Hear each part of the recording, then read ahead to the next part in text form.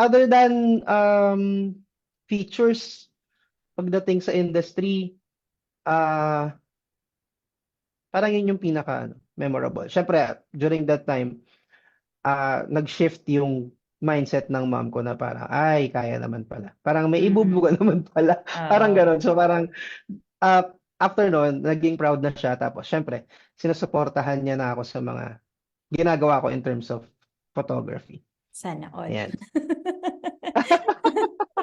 May ano eh, no, may hugot. Parang may hugot. Oo, may hugot.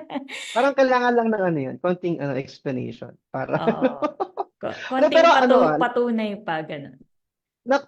parang nakatulong din kasi yung mga friends ko sa photography industry. Kunwari, magsasama ako ng ilan sa bahay. As in, i-build up nila yung works ko, yung ginagawa ko ganyan sa nanay at tatay ko. So, para siguro na bola-bola nila yung